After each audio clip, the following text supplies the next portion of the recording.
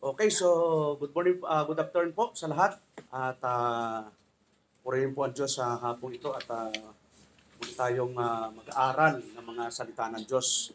So kaninang umaga nasa Muntinlupa po ako, no? At medyo namaos kasi ang haba ng kantahan namin doon. Hindi pa nagsisimula, nagkakantahan na kami. Tapos nung nagsimula, kantahan uli. So nagturo po ako ng mga bagong kanta doon. Okay po, so sa hapong ito, mga kapatid, ay talakayin po natin yung tinatawag pong eternal preservation of the saints. Yon, ito yung pinaka nakaka-enjoy po sa buhay Kristiyano na malaman po natin na tayo ay na-preserve na ng Panginoon. Yon, sino pong nakakatikim na po ng bagoong? Yon, di ba yung bagoong habang tumatagal daw ay sumasarap kasi naka-preserve. Yon, ang sarap isaw-saw mangga sa bagoong. So, kapag walang preservation, anong nangyayari po? Yon, nabubulok, yon, hindi o maganda.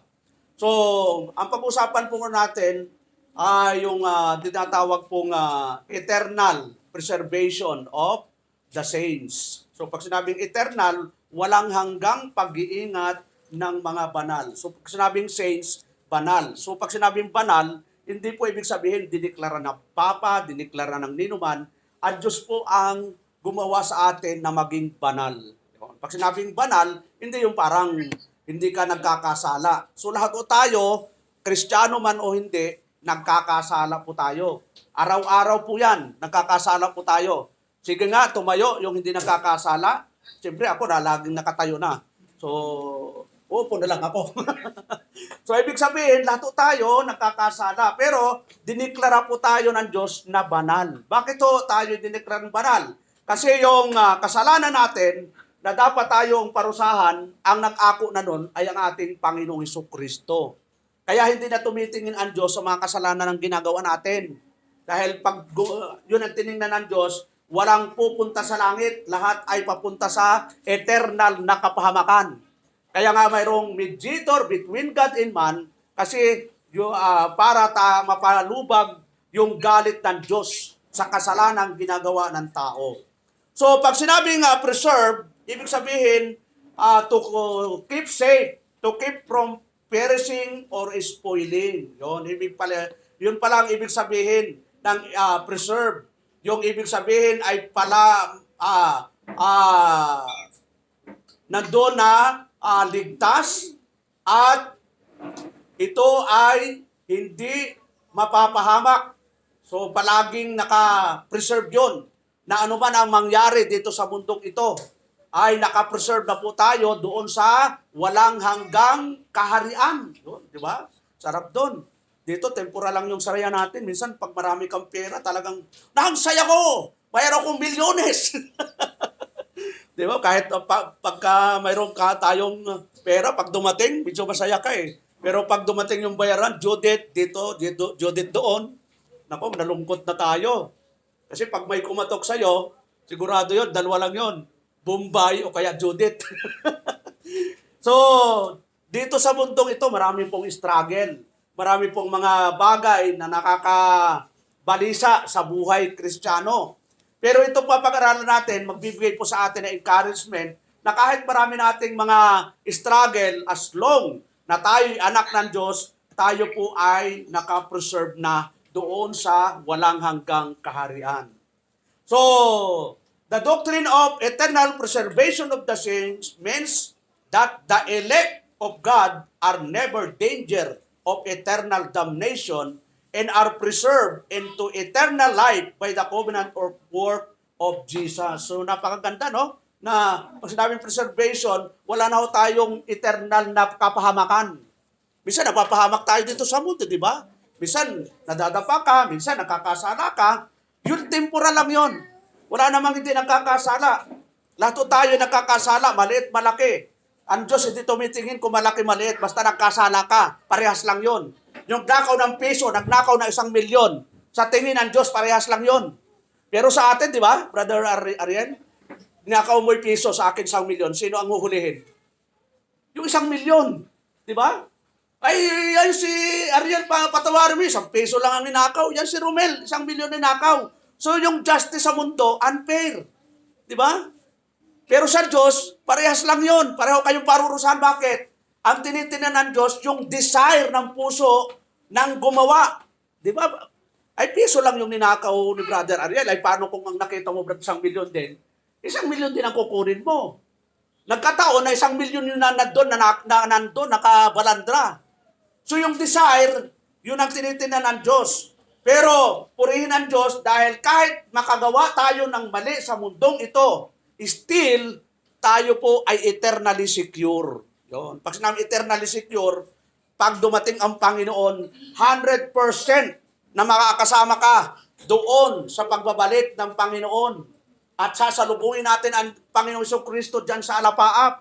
Para kang sasalubong sa nag-abroad ng 50 years, 50 years, sasalubungin mo sa airport, Brother GR, 50 years di mo nakikita, walang cellphone, walang video, 50 years makikita mo, excited ka, ano kaya ang mukha ng nanay ko? Ikaw naman, ano kaya ang mukha ng anak ko? 50 years mo hindi nakita, ilang taon ka na nun? Excited ka, ganun ho ang ating mararanasan mga kapatid.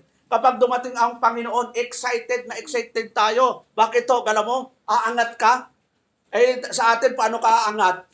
Diba? Kala sumakay ka ng eroplano. Ay, sa atin, walang sasakyan. Pero aangat ka. Yon. Walang sabay, walang unahan. Baka sabihin ni Brother Elmer, Pastor, maunan mo muna ako. Walang una-una doon. Sabay-sabay ho tayo lahat. Baka kumapit ka pa, Pastor, pahawak nga ng sa paa mo. Walang hawakan doon. Kasi pag hindi ka kasama, hindi ka pwedeng humawak. Talagang maiiwan ka. Yon. Kaya pag dumating ang Panginoon, sabay-sabay lahat tayo. Aangat yan. Tapos ang Panginoong Jesucristo, nandyan sa alapaap, naghihintay. Kapag nandun na lahat tayo, pasama ang Panginoon, pupunta na tayo sa kanyang walang hanggang kaharian. Yon. Wala na doong trabaho, wala nang gastusin doon, wala nang mga expenses, wala nang due date. Yon. Wala nang gutom, wala nang uhaw. Wala nang crush-crush doon. Yon. Wala nang manliligaw. Yon. Wala nang liligawan. Yon. Kasi tapos na lahat. Dito lang po sa mundong ito. So, dito po, makita natin na sabi doon, the doctrine of eternal preservation of the saints means that the elect of God are never in danger of eternal damnation. Yun, napakagandang aral po ito eh. So basa lang po tayo ng mga talata mga kapatid.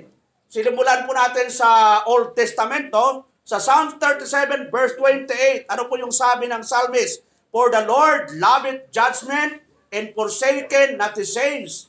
They are preserved forever. Kailan daw nakapreserve? Forever. Yun. Ay, yung bagoong, ma-preserve lang yan eh. Mga santaon, pag hindi mo kinain, ay may uod na yan.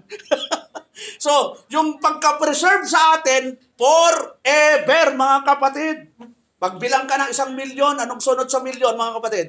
1,000,000, anong kasunod sa 1,000,000? Sino magaling sa pera? Wala pa ka, sorry. Pag nandyan na yung pera, mabibilang ko. 1,000,000, 1,000,000,000, anong sunod sa milyon, Brad? Ito, networker to eh. Trillion. Anong sunod sa trillion? Quadrillion. So, hanggang hindi mo na mabilang. Yun. Forever and ever na po tayo doon sa piling ng Diyos. Di ba kayo excited mga kapatid? Yung nga nag-abroad, ilan ang kontrata ng nag-abroad ka ng niwan? 2 years. Pero pag bagong abroad, excited na excited. Naku, makakarating ako sa Hong Kong, karating ako sa Saudi, karating ako sa Japan. Excited na excited. Talagang, ako nga, excited ako nung pumunta ako sa Malaysia. First time ko eh. Nasa airport pala ako, Brad. Dito, makakasakay ako sa aeroplano. First time ko, hi, hello. Parang, Brad, excited talaga. So, lalo nung bumaba ako sa Malaysia, sabi ni brother, okay, let's eat. Oh, laking mangkok, oh. Brother, it's simula pa lang yun eh, isang mangkok. So, ibig sabihin natin, dapat excited tayo palagi kasi yung pupuntahan natin, eternal. Yun, temporal lang naman yung mga nangyayari sa atin. Sabi ng Panginoon, preserve forever. Yun. But the seed of the wicked, kala mo, ito yung wicked. Yung mga masasama daw, shall be cut off. Yung cut off. Ano yung cut off? Puputulin. hindi sila nakapreserve. Yung mga nakapreserve ay talagang nakapreserve yan sa eternal heaven, mga kapatid. Dito rin po sa Psalms 97 verse 10, you that love the Lord, hate evil, He preserved the soul of His saints. He delivered them out of the hand of the wicked. Yun. Yung nagmamahal daw sa Diyos, ano daw? Hate evil. Yun, nagagalit daw sa masama. Galit ba kayo sa masama, mga kapatid? Yun ang katunayan na anak tayo ng Diyos. Pag galit ka sa masama, naku, masama yan. Brad, lasingan tayo. Ay, ayaw ka, masama yan. Ah, ganun ba? Wala naman si pastor. Okay lang yan. parang si pastor ang Diyos eh. Huwag ko tayo matakot sa pastor. Dahil si pastor, tao din yan. Matakot na tayo sa Diyos na nakikita lahat ng ginagawa natin. Wala ka mang kasama. Mabusan, titingin ka sa harap. Titingin ka sa dito, kanan, ano? Tingin ka sa kaliwa, tingin ka sa likod. Wala ka nakita. Nag-iisa ko ah. Pero, mayroon Diyos na nakatungay sa'yo. Doon ka dapat natatakot. Sapagkat lahat ng mga bagay na hindi nakikita ng tao, nakikita po ng Diyos. Yun, di ba? Sa Hebrew chapter 4 verse 13, tanong nga po natin yung talata, mga kapatid. Sa Hebrew chapter 4 verse 13.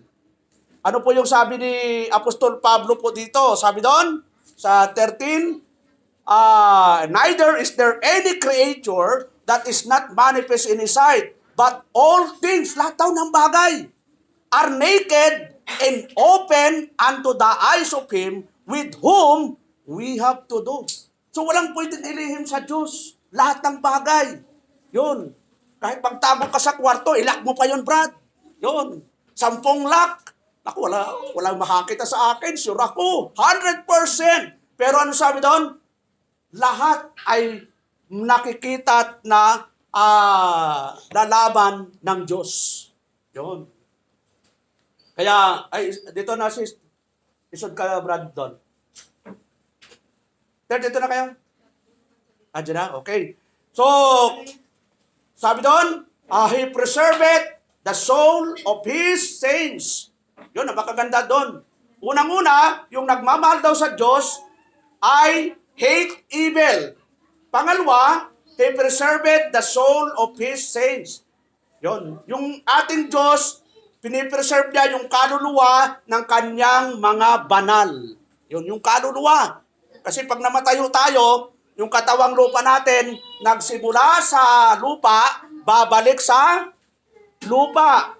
Yun. Kaya yung katawan natin, hindi ito aakyat. Kaya pagdating ng Panginoon, babaguhin ito. Yung katawang lupa ay mawawala na yan. At papalitan ng katawang makalangit. So, Psalms 145 verse 20.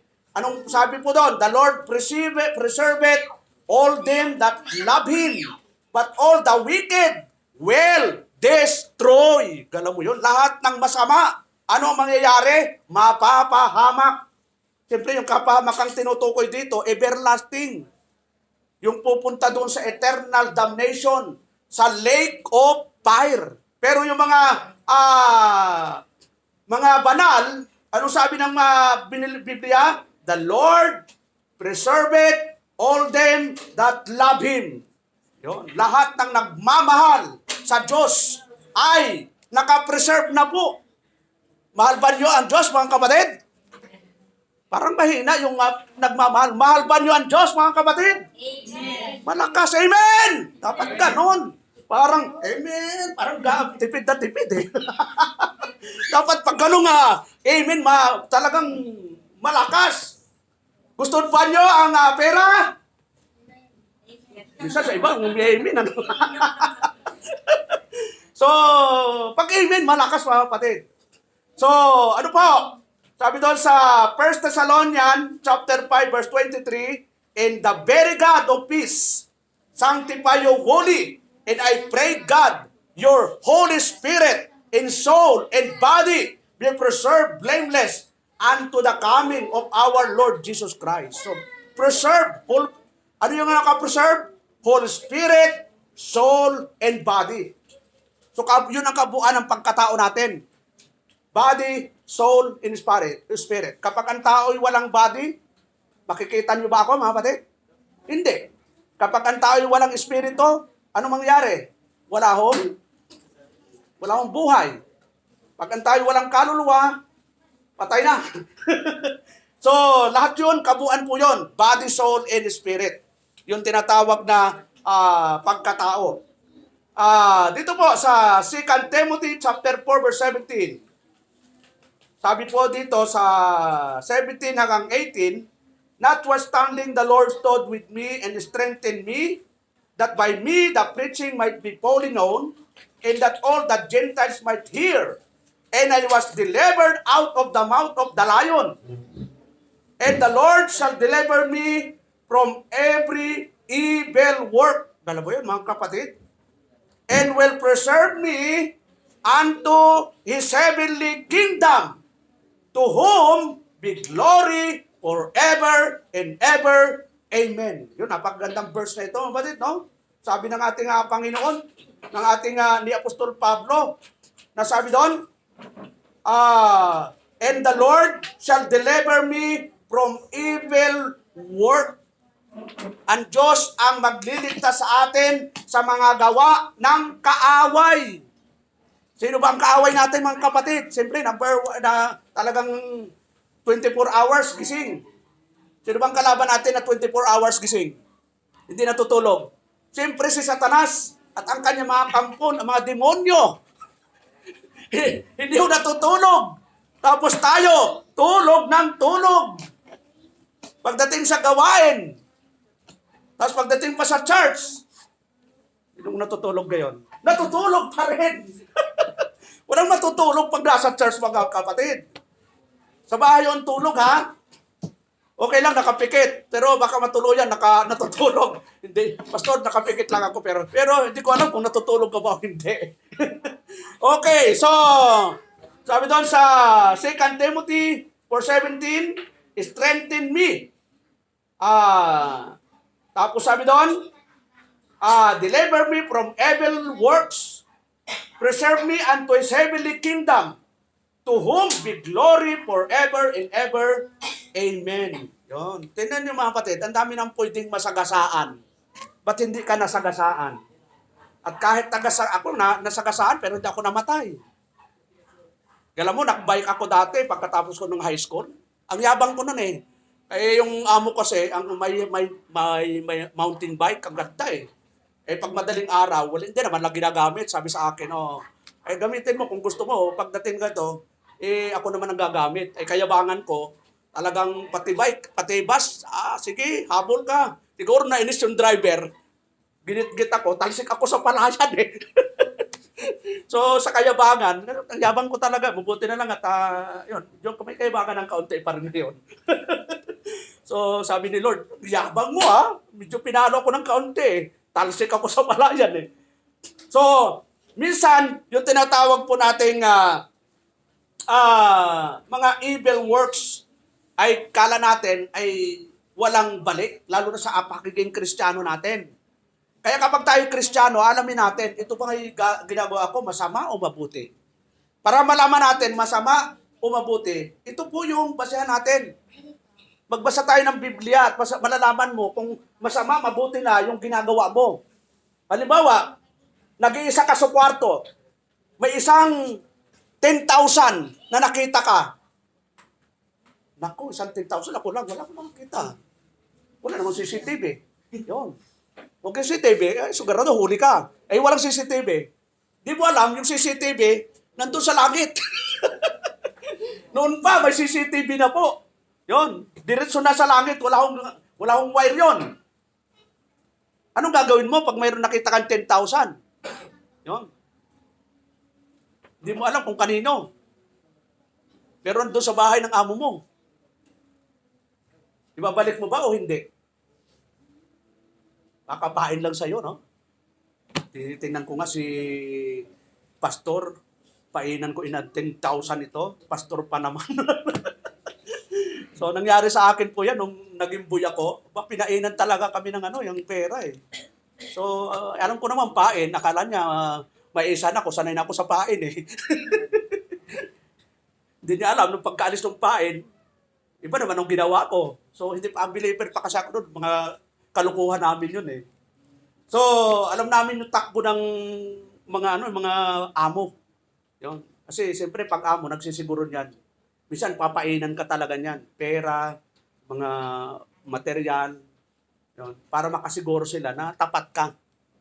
So, ang sabi dito ng Panginoon, yung anak ng Diyos, hate evil. Yun. Nagagalit sa masama. Kaya kung anong masama mga kapatid, huwag na natin gawin. Jude chapter 1 verse 1, Jude the servant of Jesus Christ and brother of James, to them that are sanctified by God the Father and preserved in Jesus Christ in called. Yun, palaging word ay preserve. Napakagandang salita yung preservation o preserve. Dahil ito po, kahit anong mangyari sa buhay po natin, halimbawa wala ka na dito mga kapatid, wag namang mangyari na hindi ka na nag-chat, hindi ka na nagkakanito, hindi natin sinasabing gawin mo. Yon, kasi marami na talagang gumawa niyan. Yon, na dati active dito sa church, pero ngayon hindi na active. Yon, naging active na sa makabunto. Dati, di ba, yung hindi pa yan ganon, punong-puno tayo dati, doon pa ang pulpito. Minsan nga, yung iba, standing position eh. Nabutan ba niyo mga kapatid, nung standing position tayo? Yon. Na yung sina Brother Jerry, Brother Sherwin, wala nang maupuan eh. Pero ngayon, ang dami ng bawas ng upuan, pero marami pang bakante. At yun, walang problema, sa mga anak sila ng Diyos. Sila yung mga nakaranas ng tinatawag pong regeneration. Pero ang naging problema mga kapatid ay ito. Bakit nawawala ang Kristiyano sa paglilingkod? Ano ang problema? Yung pastor, yung kapatiran, o yung turo? Wala ho doon sa tatlo. Ang problema, yung sarili po. Hindi po, walang ituturo. Tingnan po natin sa John chapter 15. Ano po ang sabi ng ating Panginoon sa John chapter 15? Simulan natin sa verse 1, no? John chapter 15, verse 1 hanggang mga susunod na verses. Sabi ng ating Panginoon, I am the true vine and the Father is the husbandman. Every branch in me. Tumutukoy ito sa mga membro ng local church. Lahat po tayong anak ng Diyos na member ng local church. Ang tawag doon, branch in me that beareth not fruit. Anong gagawin daw pag hindi namumunga? He take it away. Pinuputol.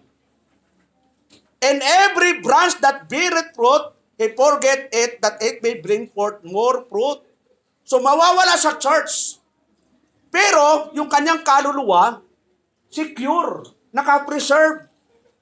Pero wag mo namang planuhin, naku, okay lang naman. Kahit mo wala ako sa church, naka-preserve na rin yung aking kaluluwa. Pero gusto ba natin maging miserable yung buhay natin mga kapatid? Kasi sabi ng ating Panginoon, aalisin niya. Saan niya aalisin? Sa puno. Puputulin. Siyempre, ang tinutukoy dito, yung church, yung iglesia. Tapos sa verse 3, itutuloy-tuloy natin sa verse 4, abide in me, and I in you, as the branch cannot bear fruit of itself, except it abide in the vine. No more can you except you abide in me. So ito yung challenge mga kapatid. Tayo ay membro ng Primitive Baptist Cavite. Taas nga po, lahat ng nabaptize na po, taas ang kamay. Yun. Member po kayo dito sa Primitive Baptist Cavite. Yun. Kayo ba'y proud na kayo member ng Primitive Baptist Cavite? Hindi ba nyo ikinahihiya? Na pag sinabi saan ka member, hindi ko naalala eh. Hindi ko nakalimutan yung pangalan eh. Tulad nung Sunday, nabautismo natin si Sister, no? Tuwan-tuwa siya dahil may ang lalaking alon na. So, bagong dagdag sa local church ng Primitive Baptist Cavite. At sa darating na June, may darating na babautismo tayo from Bacolod. So, dagdag na naman sa iglesia yon. Ang tutusin, marami nating kapatiran, kaya lang nasa iba't ibang probinsya. Tulad si Nanay Lourdes, ilan yung nandun, kaya nga every Sunday afternoon, nandun ako sa bahay ni Nanay Lourdes eh. Ilan sila doon? Kongregasyon na nga sila eh. Kasi hindi na ka makapunta, ako na lang pumupunta. Ganun ho, mga kapatid. Kung dumating ang panahon, hindi nyo kayang dumalo dito, sabihin nyo, Pastor, pwede ba dito na lang ang gawain natin sa bahay? No problem. Ipapadala natin si Lilik at saka si Renz. Oh, di ba? Magturo kayo kasi pagdating ng ito yung mga binata, ni Sister Tess Lula na yan. Pag nagkaasawa ito, si Sister Dayan, ilang taon nga na Sister Dayan ito, may mga anak na, baka nanay ka na rin. So, pag ganon, kaya nga itinitrain natin itong mga bata, di ba? Tuwan-tuwa nga na Elder Marshall, si Elder Bim, dito dahil yung mga young people, natitrain natin. At yan, training, ako na-train, alam mo, kaya ako lumakas ang loob nung nagtatrabaho ako, napasok ako sa leadership. Kasi sinanay kami ni Pastor Ronald sa pagtayo sa pulpito. Tapos nagtitrain kami about leadership. Abay, nung nagtrabaho ako, ang bilis kong ma-promote. Wala na akong hiya. Dati mahihayin ako. Pero nung nasa church na ako, abay, sino ka ba? Parehas lang tayong kumakain ng bigas. So, ganun po mga kapatid. At nawa, ipag-pray natin itong mga young people dahil yan po yung mga future na maging pastor natin. Nalay mo si Lili, si Renz, si AJ. So, maging pastor sila, di ba? Kung hindi naman yung mga magulang, mga tatay naging pastor, sa mga anak na lang babawi. So, kaya nga maganda matrain mga bata pa. Ano po mga kapatid? Tingnan po natin.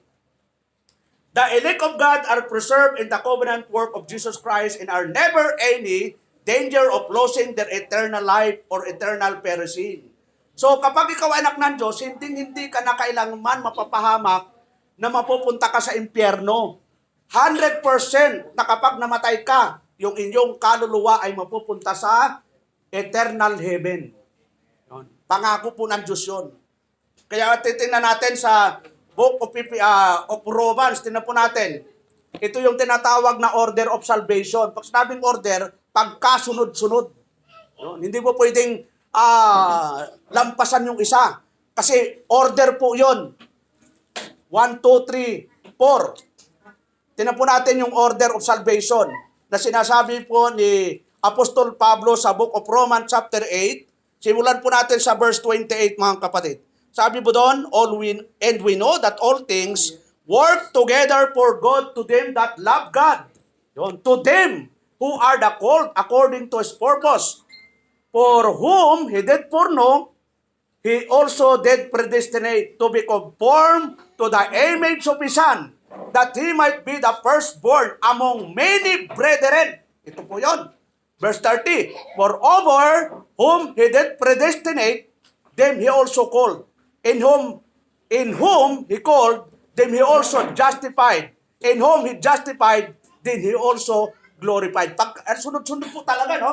Unang-una, tingnan po natin yung verse 30. Sabi doon, predestinate. Anong ibig sabihin predestinate? Itinalaga na ng Diyos bago palikhain ang mundong ito. Yon. Halimbawa, naramdaman mo, mahal mo ang Diyos, na excited ka makinig ng salita ng Diyos, katunayan yun na ikaw ay anak ng Diyos at ikaw ay pinili ng Ama before the foundation of the world. Yun ang katunayan. Magmamanifesta talaga yung anak ng Diyos. Kaya kapag may nakikita kayo na nagkiklaim na Kristiyano, pero yung kanyang ugali ay parang hindi malaman kung o Kristyanak, o ano pang ang daming klase. Ay baka ako question mark yun mga kapatid eh. Pero hindi tayo pwedeng humatol. Pero malaking question mark kung totoo talaga siyang anak ng Diyos. Bakit to? Kapag ikaw anak ng Diyos, kapag ikaw ay born again, ano ho ang makikita sa'yo? Tingnan po natin, Galatians chapter 5 verse 22. Ito ang dapat nasa atin. Kasi kapag ikaw ay born again, ibig sabihin, ikaw ay mayroong angkin ito. Ano po yon? But the fruit of the Spirit is love. May love ka na. Yon. Hindi ka na nang aaway. Kapag sinabunutan ka, ano ang gagawin mo? Sasabunutan mo rin, sige, magsabunutan tayo. Yon. Kapag sabi nga ng Bible, kapag binato ka ng bato, anong gagawin mo, sister? Babatuhin mo rin ba ng bato? Ang sabi ng Bible, batuhin mo ng tinapay. Ano ibig sabihin? Ano man yung naririnig nating mga masasama, ano man mga binabato sa atin na mga paninira, kung hindi naman totoo, maliban lang kung totoo. Kung totoo, dapat talaga kailangan mo ma-realize, pag-examine na magsisi. Kasi pag binato ka ng masama at totoo yun, anong gagawin mo? Kailangang mag-repent. So anong sabi po doon, mga kapatid? Sa bahaging yon, tingnan po natin, balikan natin sa Book of Romans, predestinate na katalaga na. Kailan tayo tinalaga? Before the foundation of the world.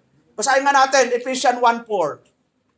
Sabi doon, Ephesians 1:4, according as He had chosen us in Him before the foundation of the world, that we should be holy and without blame before Him in love.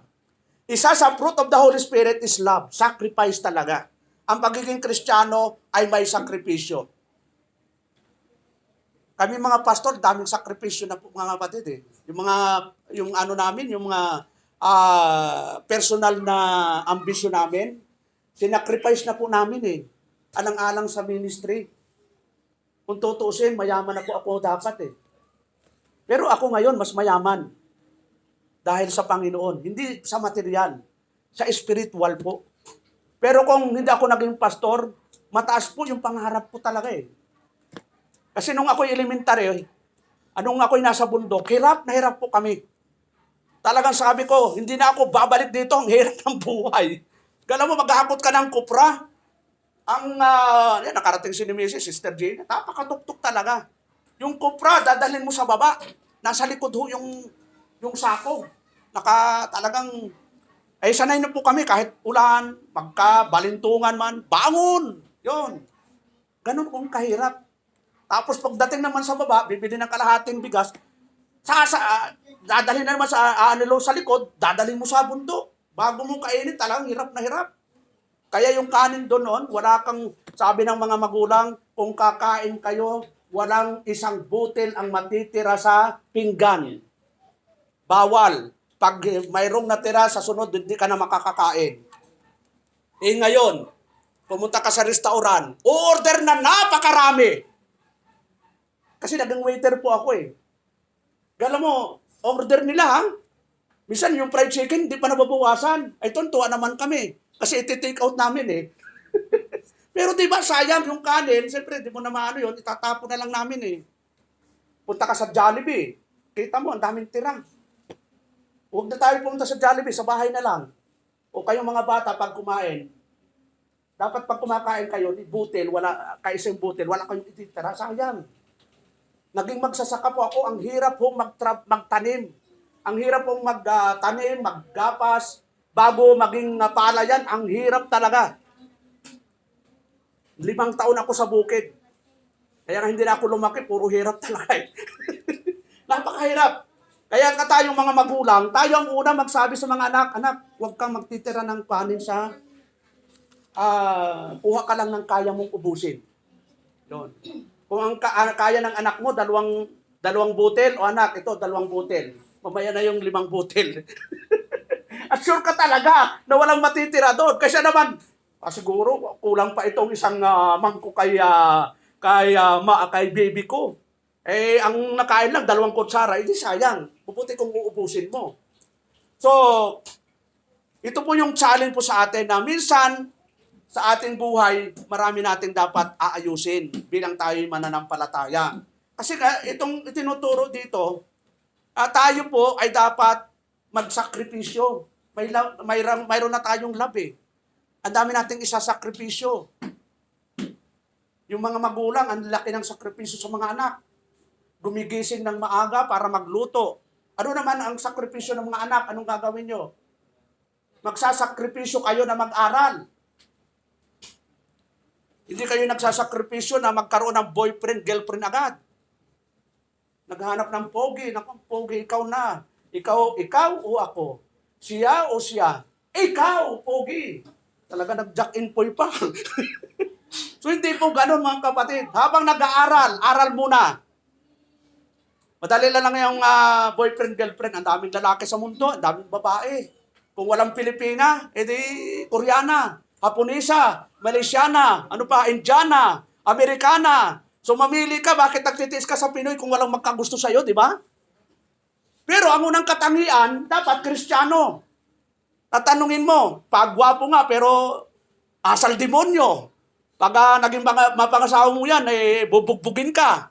Do, wag na. Huwag kang titingin sa material. Huwag kang titingin sa outside appearance. Tumingin ka kung ang taong ito ay maka-Diyos at para kang tumama ng gold. Totoo yun. Aanin mo naman kita mo si Ropa Gutierrez. Sino ang napangasawa ni Ropa Gutierrez?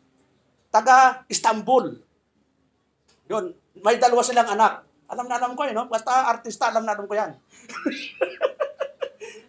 Alam nyo, hindi ako nagpapahod sa balita. So, ano ang dahilan? Kasi yung asawa niya, nang bugbog. Yun. Yung nanay naman ni Ropa, sige, asawahin mo na yan, mayaman yan. So, ganun talaga eh. So, hindi tayo after sa material. Kasi ang tinuturo ng sakripisyo ay marami yung bagay yan. Kaya sabi doon, the fruit of the Holy Spirit is love. Pangalawa, joy. Yun. Bakit magkakaroon tayo ng joy? Yung package po yun ng Diyos. Kung bakit tayo may joy. Kasi nga, yun ay binigay sa atin. Anong dapat ikagalak natin? Luke chapter 10, verse 20. Yun, ito yung dapat ikinagagalak natin. Kahit minsan na 3 times a day ka na lang kumain, pero kung alam mo ito, may enjoy mo ang buhay spiritual. Bakit to? Tinan po natin, sabi na ating Panginoon, verse 20, not standing in this rejoice not that the Spirit are subject unto you, but rather rejoice because your names are written in heaven. Saan daw nakasulat ang pangalan mo? Sa langit. Doon daw ka dapat nagagalak. Wag lang walang pera. Naku, wag mo akong kausapin, pastor. Wala akong enjoy ngayon. Wala akong kapera-pera ngayon. May nahalata ba kayo pag may taong pag walang pera, talagang medyo mainitin ang uno? Wag nagdadabog. Hindi dapat naapektuhan tayo ng material. Dapat yung enjoyment natin, dahil alam natin, pinili tayo ng Ama before the foundation of the world, sinulat ng Diyos yung pangalan natin sa aklat ng buhay before the foundation of the world. Ang dami naman pwedeng isulat. Ba't yung pangalan mo pa? Wala namang espesyal sa pangalan natin. Kasi gusto ng Diyos na isulat yung pangalan natin. Siya ang may gusto. Hindi dahil sa gusto natin. Wala namang gumugusto sa Diyos. Dahil sabi ng Bible, walang humahanap sa Diyos, wala kahit isa. So ibig sabihin, ang Diyos ang nagpasya na isulat yung pangalan natin sa aklat ng buhay. Di ba tayo natutuwa doon, mga kapatid? Na pagharap po sa Diyos, Perla Pastor, parang nag-graduate ha. Di ba pag nag-graduate, nung nag-graduate, ako nag-attend ng graduation, mga kapatid. Yun, kasi wala akong, tuga. Ako lang talaga hindi nag-attend. Ang katuwiran ko, di ba? Basta pasado. Kasi mahirap talaga eh. Hindi ako nakaano ng yung tuga. Bawal wala akong pambayad. So, hindi ko habol yun. Pero di ba, yung mga magulang, wala rin yung mga magulang ko nasa Mindoro. Nagtapos kasi ako sa Romblon. Yung sariling kayod, pag Sabado, nangingisda para may pambaon. So nag-graduate, sabi ko, di bali walang marcha, basta makuha ko yung lahat ng mga requirements para pag pumunta ako sa Maynila, maka-apply. Ano po yon? Siyempre, yung card. Ano pa? Yung lahat. Yun, bago ako umalis sa school, binayaran ko muna. Kinuha ko, tapos sabay alis. Tapos sabay papunta sa Manila. Yun. So, ibig sabihin, mga kapatid, kapag tayo na alam natin na tayo ay pag-graduates, di ba? Masaya. Masaya pag nag-graduates. Kahit 75, at least nakagraduate. Lalo na tayo. Dahil yung pangalan natin, nakasulat sa aklat ng buhay, di ba ang saya natin?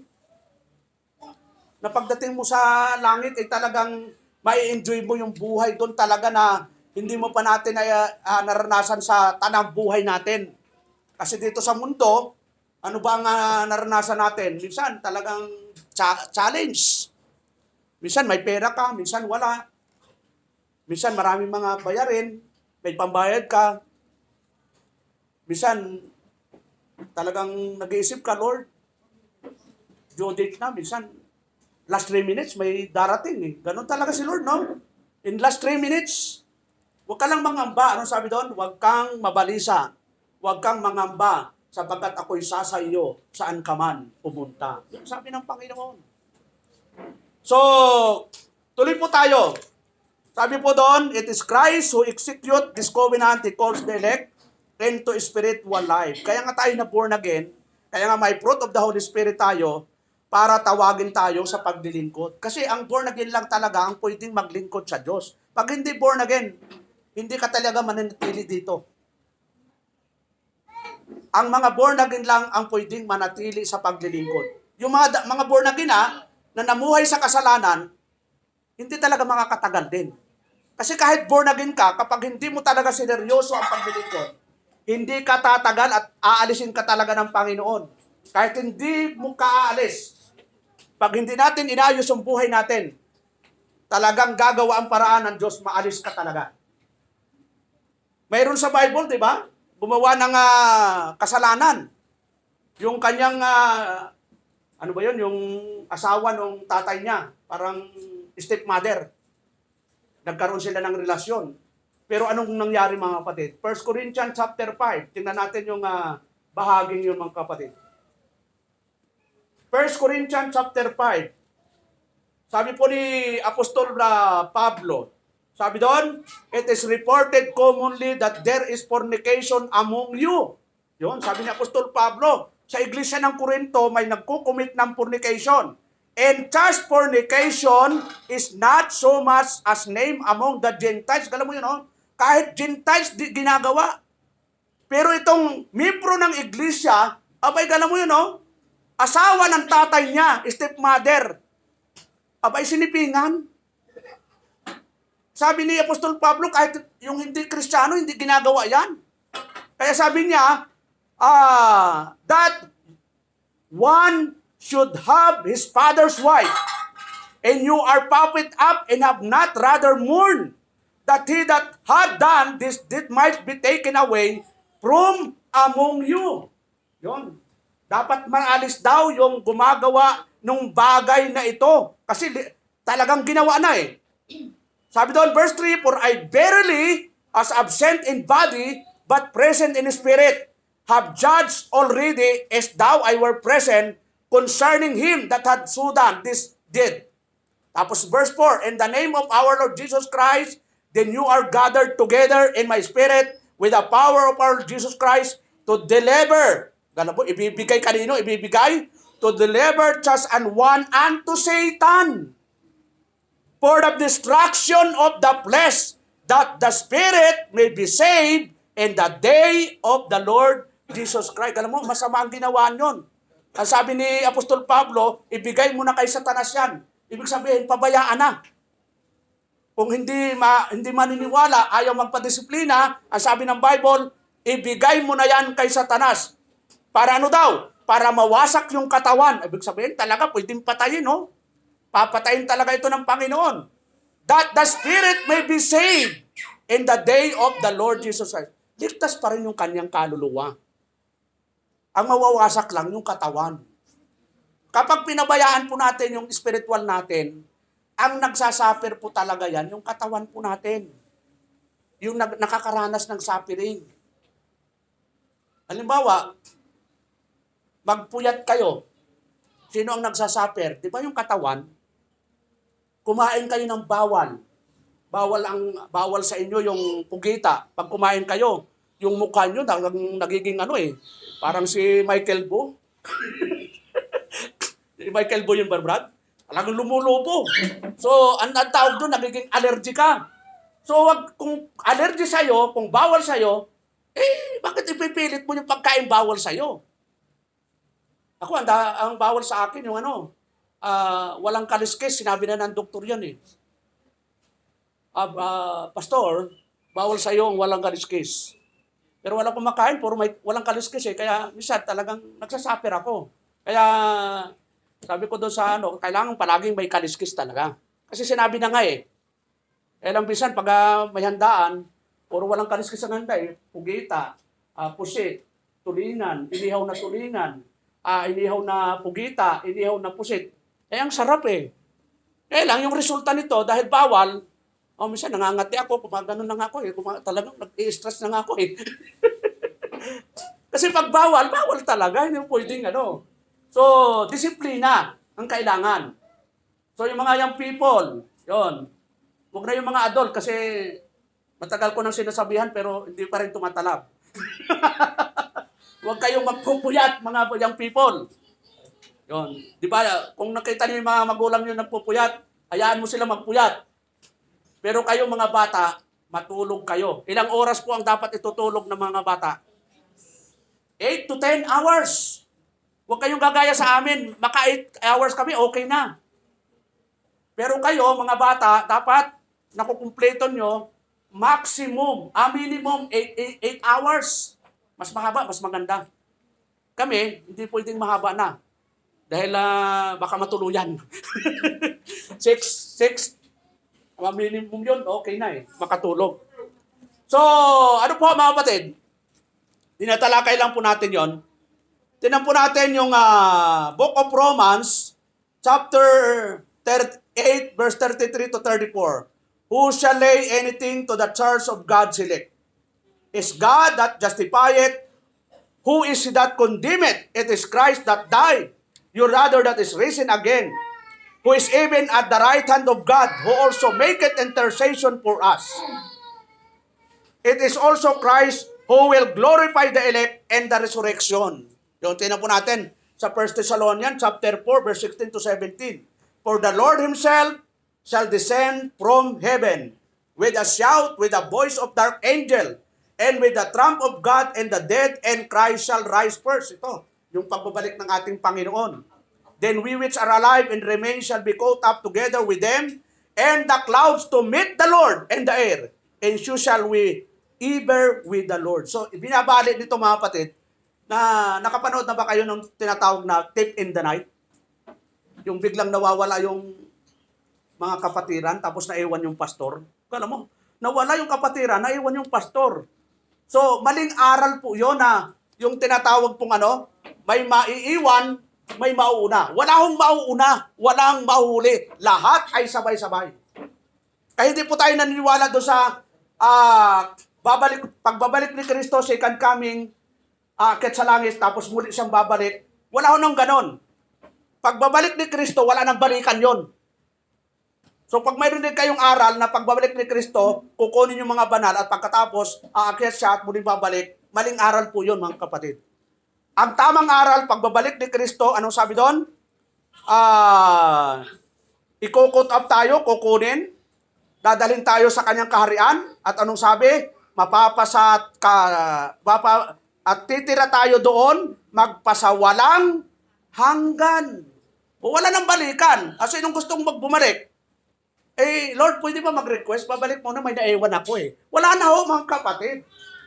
Naiwan ko yung boyfriend. Yun. Wala ho nang ganun, mga kapatid. Forever, ever na tayo doon. Ayaw ba natin forever and ever doon? Lahat ng yung saya natin dito naranasan, wala pa sa 1% na maranasan natin doon sa langit. So, Ephesians chapter 1, verse 4 and 7. According as he had chosen us in him before the foundation of the world, that we should be holy and without blame before him in love. Ito po, having predestinated us unto the adoption of children by Jesus Christ to himself, according to the good pleasure of his will, to the praise of the glory of his grace, wherein he had made us accepted in the beloved, in whom we have redemption through His blood, the forgiveness of sin, according to the riches of His grace. Ito, verse 11, maganda. In whom also we have obtained an inheritance. Yun, may inheritance tayo, may mamanahin. Being predestinated according to the purpose of Him who worketh all things after the counsel of His own will. O sinong may mamanahin sa inyong lupa, mga batid? Lupa sa paso, lupa sa banga, lupa sa kamay, o ano pang mamanahin nyo? Pero tayo mga Kristiyano, may nakatalaga ng mamanahin sa langit. Yon. Ilan bang hektarya yung mamanahin mo, Brother Ariel? Na kabundukan yun, di ba? Sa Kalinga. So, dito sa Panginoon, kung ano yung pagmamayari ni Kristo, pagmamayari din natin, mga kapatid. Bakit to? Tayo po ang katawan ni Kristo. Si Kristo ang ulo. Pwede bang hiwalayin yung ulo at katawan, mga kapatid? Subukan nga nyo, mga kapatid, na naglalakad kayo, na yung ulo nyo ay nauna sa inyo. O, hintayin mo ako, ba't nauna ka? Wala hong ganon. Yung ulo at katawan, magkasama yon. Kaya sabi ng Panginoon, kung nasaan ako, nandun din kayo. Yon. Hindi magkahiwalay tayo ang Panginoon kasi tayo ang katawan niya. Kaya pagdating sa langit, kung nasaan si Kristo, nandun din tayo. At kung ano yung mamanahin ni Kristo sa kanyang Ama, mamanahin din natin. Kung nasaan yung kanyang kaharian, nandun din tayo. Di ba nakaka-excite na pagdating ng panahon, mga kapatid? Doon tayo pupunta. Sabi niya sa chapter 10, verse 25, Jesus answered them, I told you and you believe not the works that I do in my Father's name. They bear witness of me, but you believe not. Yon, sabi ng Panginoon, because you are not of my sheep. Bakit daw hindi naniwala, mga kapatid? Hindi kasi sila tupa ng Panginoon. Yon, tayo mga tupa, tayo ang totoong pinili ng Panginoon. Kaya di ba, pagdating sa Judgment Day, yung mga tupa ng Panginoon ay ilalagay sa kanan. Yung mga kambing, saan ilalagay? Sa kaliwa. Anong gusto nyo? Kambing o tupa? Tupa. Yun. Pero may mga tupa, nag-uugaling kambing. May mga kambing naman, kunwari, parang tupa. Para parehas lang eh. Kasi bakit to? 2 Corinthians chapter 4, verse 4. Kahit si Satanas ay nagmumukhang anghel. Yon, kaya mag-ingat kayo. Oh. Naku, para kang anghel. Pakawala na pala ni Satanas. Naku, parang nag-iilaw yung mukha mo. Para kang si Archangel. Yun pala si Lucifer na, si Satanas na. Yon. Kaya huwag tayo mag-judge sa itsura. Pag nakakita ng pangit, ako, parang may inaalihan ng demonyo. Ang pangit! Nakita na ba kayo ng taong parang masyadong maalipusta? Na parang pag ang itsura ay hindi niya gusto. Anong gusto mong mga muka ni sino mga magagandang muka sa artista? Magbigay nga kayo ng halimbawa, batid. Marian Rivera. Sino pa? Si Lobby Po. Si Kim Cho. Sa ulo ni Pastor si Ivana Alawi. Mukhang master ni Pastor ang mga updated eh. Akala nyo magpapahuli ako para pagdating ng preaching, ay hindi niyo ako master ko yan eh. Kahit anong mga pangyayari. Pero hindi ibig sabihin, ina-idolize ko sila. Kasi pag binabanggit nyo, akala nyo huli. So, ano ibig sabihin, mga kapatid? Na sa buhay po natin dito sa mundong ito, yung mga tinatawag pong tupa, kambing, ay pwedeng magkunwari sa isa't isa. Yung tupa, nag-uugaling kambing. Yung kambing, nag-uugaling tupa. Kasi nga, 2 Corinthians chapter 4, verse 4, ano po yung sabi doon? In whom the God of this world, tumutukoy kay Satanas, had blinded the minds of them which believe not, lest hide the light of the glorious gospel of Christ, who is the image of God who shine unto them. Yun. Alam mo yun? So, yung buhay po ng Kristiyano, mga kapatid, sabi ng Panginoon, dito, my sheep hear my voice. And I know them, and they follow me. Yun yung katangian ng totoong tupa. Sige nga, sabihin mo, tupa ako. Malakas mga kapatid, tupa ako. Yun. Tingnan natin. Dalawang katayangan ng tupa ha. Nakikinig at sumusunod. Di ba, puro pakinig eh. Oh, amen, amen. Pero ayaw sumunod. Ay ang katangian ng tupa. Nakikinig at sumusunod. Pag kulang, baka hindi ka nga tupa, baka kambing ka, nagkukunwari lang tupa. Sabi mo sa katabi mo, huwag kang magkunwari ha. So, dapat totoo tayo dito mga kapatid. Kaunti na nga tayo, tapos baga nagkukunwarian pa tayo. Dapat totoo. Kung tupa tayo, magpakatupa talaga tayo. Ang sabi doon, ang katangian ng totoong tupa, nakikinig at sumusunod. Ano pa mga kapatid? Sabi doon sa verse 28, dito tayo magtatapos hanggang 29. And I give unto them eternal life, and they shall never perish. Ganun mo yun mga kapatid. Ano daw ang ibibigay sa atin? Buhay na walang hanggan. Yung buhay natin ngayon, Brad, walang hanggan ba o may hangganan? May hangganan. Kaya marami akong kamag-anak, marami akong kaibigan, wala na sa mundong ito. Natapos na yung buhay kasi yung buhay natin ay temporal lang dito, yung pinahiram lang sa atin. Pero yung ibinigay sa atin ng Diyos, anong sabi doon? Ng Panginoon, and I give unto them eternal life. Yung ibinigay sa atin, buhay na walang hanggan. Ano pa? Ano pa sabi ng ating Panginoon? And they shall never perish. Hindi mapapahamak, never perish. Neither shall any man pluck them out of my hand. Kala mo, hawak ka ng Panginoong Jesucristo. Kahit anong gawin ni Satanas, di kanya maaagaw sa kanya. Tapos sa verse 29, my Father. So, una, hinawakan ka ni Kristo. Sabi ni Kristo, hindi sila maaagaw sa aking kamay. Tapos sabi niya, my Father, which gave them me, is greater than all. And no man is able to pluck them out of my Father's hand. Ilang kamay ang umahawak sa atin, mga kapatid? Dalawa. Kamay ni Kristo, kamay ng Ama, at ang maganda pa no, nakasilyo na po tayo. Silyado na. Ephesians 1:13, Ephesians 4:30. Tinangan natin mga kapatid. Lahat ng anak ng Diyos nakasilyo na. Ibig sabihin, pagmamay-ari na po tayo ng Diyos. Wala nang pwedeng mag-angkin. Ephesians chapter 4 verse 30. Ano po yung sabi ng ating kapatid Apostol na Pablo? Sabi doon, and grieve not the Holy Spirit of God, whereby you are sealed unto the day of redemption. Yun. Yung huwag daw nating ano yung grieve? Pighatiin ang banal na espiritu. Pag sinabing paghatiin, ang banal na espiritu nalulungkot kapag gumagawa ka ng kasalanan. Halimbawa, ano bang mga kasalanan ng karaniwang nagagawa natin? Di ka nagbabasa ng Bible. Yun. Nag-grieve ang Holy Spirit. Hindi ka nananalangin. Ang daming bagay na ikalulungkot ng Diyos. Lalo na po, dito sa 1 Corinthians 3:16. 3:16 mga kapatid. Yun. Bayan overtime po tayo. Maaga pa naman. Huwag ko yung makalat, may dinner, may pagkain po tayo dyan. Ang daming tinapay.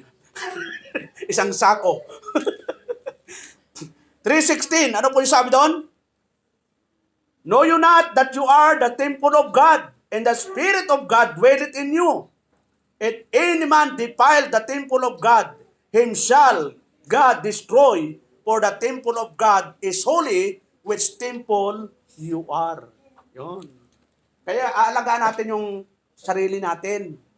Yun, huwag nating aabusuhin. Kasi nalulungkot po ang banal na espiritu kapag yung katawan natin, inabuso natin. Kailan natin naaabuso ang katawan natin mga kapatid? Lifestyle. Yun, lifestyle. Ano yung lifestyle? Sa kinakain, iniinom, oras ng tulog. Nakaka-apekto po yan sa spiritual mga kapatid. Yan, kinakain natin. Ano ba yung kinakain natin? Yan ba'y healthy? Eh, masarap, pastor eh. Maraming masarap, hindi naman healthy. Pero maraming hindi masarap, pero healthy. Sa Genesis, anong sabi ng Panginoon? Ang kakainin nyo yan, mga prutas at gulay. Nasusunod pa ba sa panahon nito, mga kapatid? Hindi na eh. Pagbukas ng rep, walang gulay, walang prutas. Ano nakalagay sa rep? Hotdog, ham, ano pa? Sardinas, puro dilata eh. Yun. So, no choice talaga, kaya bawiin na lang nyo. Saan na natin babawiin? Uminom kayo ng barley. Yun, promote tuloy. may panghataw eh. Okay po, so yun lang po mga kapatid sa hapong ito.